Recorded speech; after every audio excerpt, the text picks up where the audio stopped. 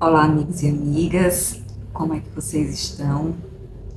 Eu estava meditando numa palavra para trazer aqui hoje, me perguntando, conversando com Deus, querendo saber o que era que Ele queria que eu entregasse aqui nesse vídeo. Hoje eu tive um dia assim bem cheio de contratempos, um dia bem cheio, né? E eu estava inclusive refletindo sobre esse dia, porque foi um dia totalmente assim atípico, onde eu tive muitas coisas para resolver, mais coisas que nem sequer eram minhas. E eu perdi muito tempo, gastei muito tempo, assim, com o dia de hoje, e acabou que só consegui sentar aqui agora já escurecendo para que eu pudesse trazer essa palavra. E eu estava pensando no que eu ia trazer. E eu comecei a refletir que no livro anterior, que no vídeo anterior, eu falei sobre restauração. E eu comecei a refletir numa fala que eu coloquei lá, que falava de Jonas, né? Que eu coloquei assim: se Deus, por que não você? Por que Deus não vai ouvir a sua oração? Que fé é essa que a gente diz que tem, mas que na hora da gente de ser pra gente, a gente vai se tornar incrédulo, a gente não vai acreditar tanto, não vai confiar tanto. E aí eu coloquei: se Deus ouviu o clamor de Jonas, a oração de Jonas, dentro do ventre de um peixe, da barriga de um peixe, por que que ele não vai ouvir a sua? E aí eu mesma fiquei refletindo hoje sobre essa palavra, sobre essa parte que eu coloquei no vídeo anterior. Se você quiser ver o vídeo anterior, ele tá aqui no YouTube, foi o penúltimo vídeo que eu coloquei há 2 dias atrás. E eu estava refletindo sobre o que eu coloquei, né, essa fala que eu coloquei lá nesse vídeo, e pensando, mas poxa, nós somos humanos, né, e como humanos, a gente às vezes pode parar e pensar em dizer, nossa, mas que parece assim impossível, né, acontecer para Jonas dentro da barriga de um peixe. Deus ouvia aquela oração, mas Deus ouviu, isso é um fato. Mas a gente, quando traz pra gente, não é muito estimulador, né? Não é muito. A gente não põe muita fé, vamos dizer assim, muitas vezes. Ainda que sem a gente confessar isso pra gente. E aí eu resolvi trazer hoje a palavra que não foge da restauração do vídeo anterior, porque eu até falei que ia fazer uma parte 2, né, desse vídeo.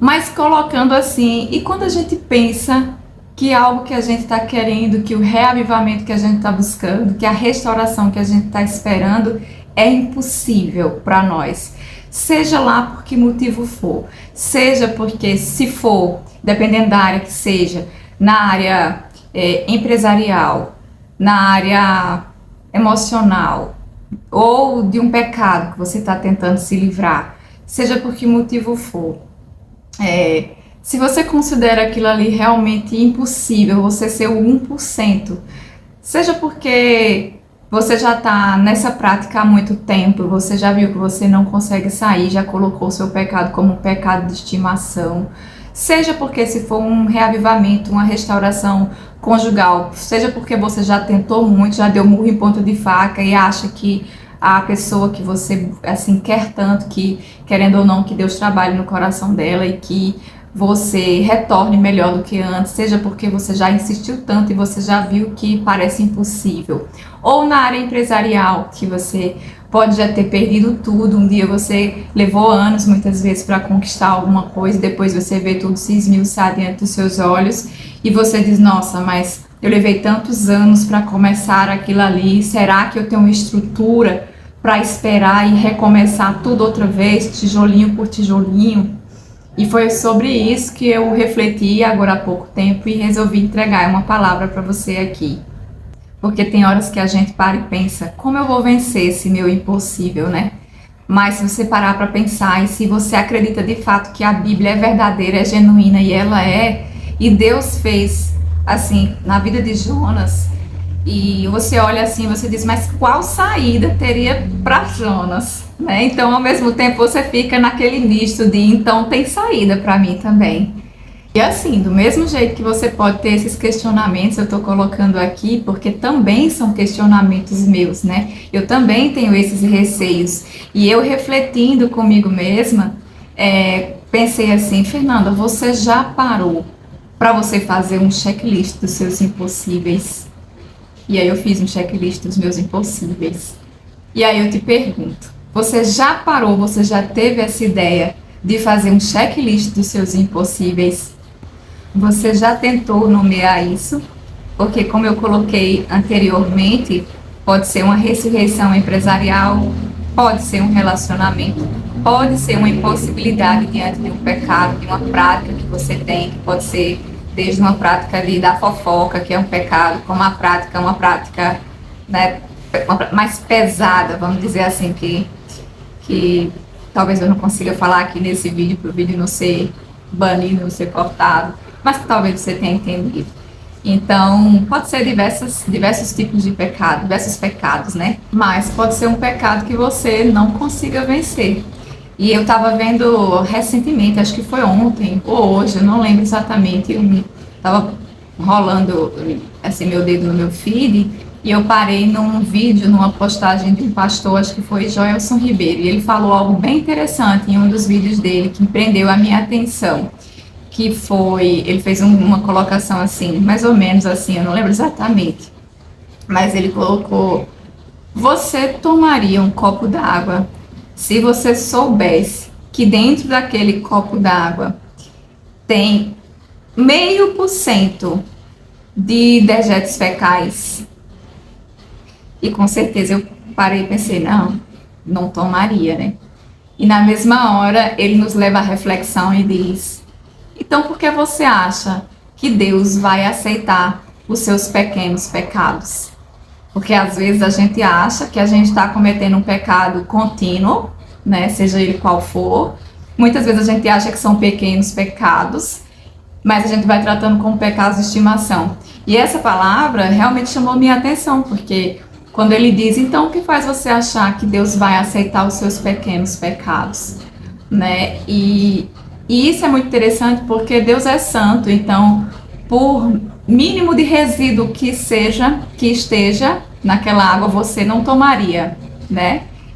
Então, Deus é santo, então, por mínimo de resíduos que tenha no seu pecado, ele também não vai aceitar. E às vezes também pode não ser o pecado, né? Pode ser uma atitude orgulhosa, como eu já falei, inclusive no outro vídeo. E eu trago para mim novamente esses dias.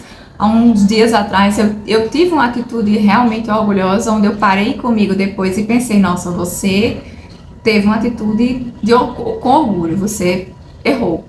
E aconteceu basicamente comigo assim, que eu estava diante de uma situação que eu poderia ter correspondido melhor a ela, onde eu poderia ter flexibilizado mais, né, a minha fala naquele momento, que nem queria, na verdade, nem talvez... Se eu tivesse ajustado melhor as palavras, eu acho que eu até me expressei um pouco mal, no meu caso, na minha colocação lá atrás. Mas automaticamente, me veio na cabeça eu mesma tentando me enganar.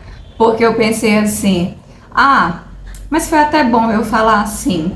Porque se eu não falo assim e é de outra forma, eu só ia ser levada a pecar mesmo. Deixa pra lá. E na mesma hora, demorou inclusive um pouquinho mais, eu entrei em outra reflexão, dizer, não, Fernanda, peraí. Mas você não pode utilizar de algo que você disse de forma mal colocada para poder usar de justificativa para que, mas foi melhor assim, senão eu ia pecar mesmo, enfim, deixa pra lá, deixa quieto. E aí é outra reflexão, porque cada coisa merece sua atenção em seu devido lugar. Porque às vezes nós estamos chamando Deus para modificar algo em nós ou na nossa vida e não estamos sabendo nos colocar. E lógico, eu não tinha desespero no meu caso, na minha situação. Eu estava muito tranquila porque eu estava assim, bem ciente de, apesar de ter colocado as palavras de uma forma equivocada, eu estava ciente que para mim estava tudo bem. Se acontecesse, ok. Se não acontecesse, ok também. Mas a forma que eu coloquei foi errada, foi equivocada, ponto. Isso não dava para discutir. Então, assim, Deus não age no nosso desespero, mas Ele também não age na nossa soberba. Na verdade, vai estar lá escrito nas escrituras que a soberba precede a ruína, né? Precede a queda. Então, é mais um motivo para a gente, dentro do nosso checklist, refletir nas nossas próximas ações diante daquilo que nós gostaríamos tanto que acontecesse. E aí eu volto a dizer, às vezes nós estamos querendo tanto que Deus traga, né, um renovo para a nossa vida, um reavivamento para a nossa vida, estamos até dispostos a esquecer do passado, a não trazer o nosso antigo eu para a nova história, mas não estamos sabendo conduzir, não estamos sabendo, ou muitas vezes, esperar. E no caso de esperar é até interessante porque eu vi outro vídeo sobre esperar, de ontem para hoje, do pastor, acho que era Denis Santos.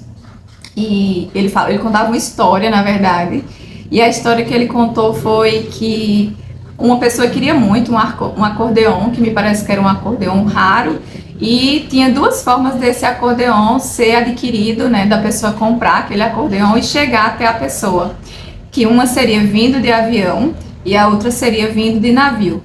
A diferença é que vindo de avião a pessoa ia pagar um X que era 3, 4, 5 vezes mais, mas ia receber muito rapidamente, em uma semana, 3 dias, algo assim.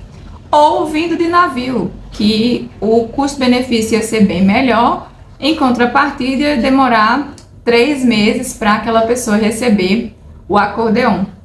E a pessoa se dispôs a pagar o preço do avião, do transporte aéreo, porque estava com pressa de ter o acordeon. E ele diz, não, eu pago e tal. Só que por alguma razão, que ele não, acho que eu não lembro exatamente do vídeo, mas que ele não explica exatamente qual, houve alguma coisa em que o produto não chegou, o acordeon não chegou, porque passou do prazo que ele pagou, passou dos 3 dias, passou 15 dias, passou um mês e nada. E dentro dele ele começou a nutrir um sentimento de fui enganado, levei um golpe, nossa, para que eu fui comprar isso? E ele começou a trazer uma amargura para dentro de si, né? E os dias passando, até que chegou uma hora que ele achou que ele não ia mais receber o acordeon e pensou, poxa, deixa pra lá, não recebi mesmo, enfim, mas o coração dele já estava nutrido de maus sentimentos. E eis que com 4 meses chega uma notificação para ele ir até uma agência de correios para fazer uma retirada. E ele nem lembrava mais qual era a retirada que ele estava indo fazer. Tá, vou lá nos correios ver o que é. E quando chegou lá nos correios, o que era? Era o acordeon que tinha vindo, por alguma razão, de navio e não no avião como ele esperava. E aí a mensagem que fica dessa pequena história para mim e para você é: enquanto o acordeon estava vindo de navio, enquanto ele estava lá trazendo para dentro do seu coração e da sua mente palavras negativas, afirmações que iam adoecer a mente dele, o coração dele, o interior dele. Enquanto isso, o que é que estava acontecendo? O acordeon que ele tanto esperava, que até então para ele era uma relíquia, estava vindo a caminho dele dentro de um navio. E eu achei muito bonito, muito poética também, né, essa história, mas eu achei extremamente bonita porque a gente consegue tirar daí, quando a questão é espera, a gente consegue tirar daí a verdadeira hipótese de que se esperarmos um pouquinho mais, Deus vai fazer. Se soubermos esperar da forma certa, com a conduta correta, Deus vai fazer. Agora, lembra, voltando para o checklist, eu coloquei, né, que eu estava fazendo um checklist dos meus impossíveis e estava dando uma ideia para você fazer um checklist dos seus impossíveis também. Mas o checklist ele tem um outro lado, né? Vamos ver o outro lado do checklist. Você listou aqueles impossíveis, todos os seus impossíveis. Agora a pergunta é: e você já fez a sua parte? Se o seu impossível do seu checklist é uma ressurreição empresarial e você quer recomeçar, você já abriu a nova empresa? Você já fez o que precisava ser feito? Se é um reavivamento emocional no seu relacionamento, você já abriu a porta para a pessoa em questão? E se foi um pecado, você já abandonou a prática? Você já abandonou esse pecado? Porque a Bíblia vai dizer lá no Sermão do Monte, em Mateus 5, 29 e 30, que se o teu olho direito te faz tropeçar, arranca-o e lança de ti. É algo mais ou menos assim. E se a tua mão direita te faz tropeçar, arranca e lança de ti. Então, lógico que Jesus está usando uma linguagem deliberadamente forte, mas para mostrar para a gente que o pecado é muito sério. Então, assim, eu acredito muito que você pode ter até um bom ofício, que você pode ter até uma boa renda, mas se você começa a ceder ao pecado, você nunca vai prosperar. Sempre vai ter alguma coisa ali atrapalhando sua vida, né? O movimento do seu dia a dia. De alguma forma você não vai conseguir ser uma pessoa próspera. Aí você reflete sobre isso e vem para mim e diz: ah, Fernanda, tem um tempo que eu tô vivendo com uma pessoa, mas não assumo as responsabilidades de um compromisso com ela. Então, conserte isso hoje. Ou então você diz: ah, Fernanda, eu tenho um trabalho, eu ganho muito bem, mas a minha forma de acumular os meus bens são ilícitas. Então, é hora de resolver isso hoje. Ou então: ah, Fernanda, eu tenho um pecado que quando eu me vejo, eu estou fazendo de novo, eu caio de novo.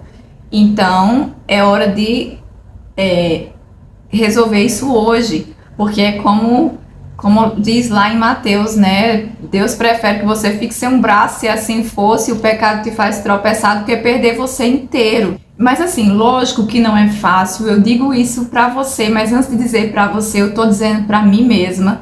E o principal é a gente levar pra Jesus, né? A gente fazer a nossa parte e tentar colocar diante de Deus, né, em forma de súplica, porque a palavra também diz, né, que a gente tem que tornar conhecido para Deus os nossos desejos em forma de súplica. Então a gente precisa sim suplicar, a gente precisa sim se humilhar na presença de Jesus. Senhor, eu não consigo mesmo, se não for o Senhor para que as coisas se modifiquem, eu realmente fracassarei, eu realmente sucumbirei. Intervém, Senhor, na minha vida, faz alguma coisa, Senhor, restaura a minha sorte novamente.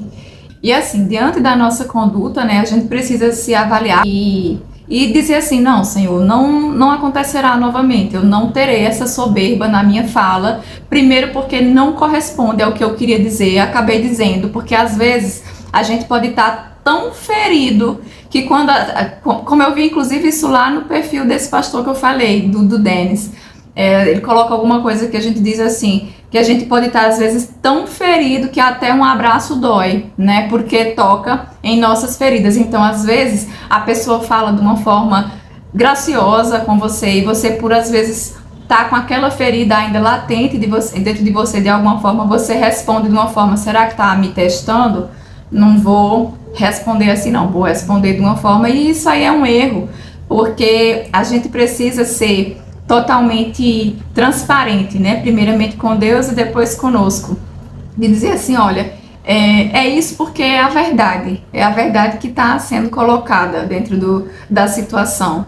Independente do que a pessoa vai pensar ou do que ela vai julgar, é o correto? É o certo? Era assim que você devia ter respondido porque é isso que você sente? Então, fique em paz. Eu sempre penso como Jesus faria. E eu tenho muitas vezes, a gente tem que pensar rápido, né? Porque as coisas acontecem de uma forma acelerada. Hoje em dia o mundo está bem acelerado. Isso, inclusive, é pauta para um outro vídeo, né? Porque se Deus é a perfeição e a pressa é inimiga da perfeição, acho que eu não preciso dizer aqui quem é o dono da pressa, né? Só não é Jesus. E voltando aqui pra gente, como eu disse, é uma pauta para outro vídeo, vamos voltar aqui para o que eu estava falando. Acredito que diante do impossível que você vive e que você já nomeou e que você já sabe que Deus é capaz de modificar, que Deus é capaz de restaurar, que Deus é capaz de fazer e que Ele fará. No meu caso, eu não tenho a menor dúvida que Ele já fez. Eu só não vi ainda se materializar nas minhas mãos. Mas eu tenho certezas que Ele já fez por N razões, que depois a gente pode colocar aqui em outros momentos, em outros vídeos. Mas não querer também convencer ninguém, né? Se posicione, faça a sua parte, haja de acordo com aquilo que você acredita que Jesus faria na sua posição. Ore, mas deixe que a outra parte, o Espírito Santo é quem faz. Você não vai conseguir convencer o outro. E para terminar esse vídeo de hoje, eu acho que não tem expressão melhor para a gente colocar aqui do que uma que está nas Escrituras, que diz que para você inclusive não esquecer que melhor é o fim das coisas do que o começo.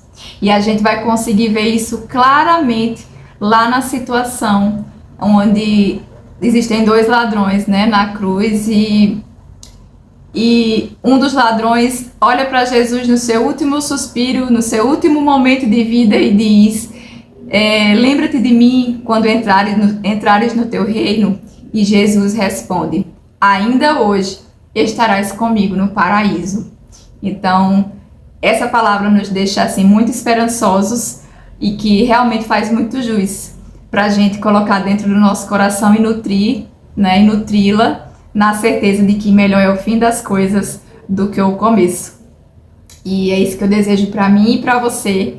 E espero que essa palavra tenha te abençoado, assim como me abençoou também.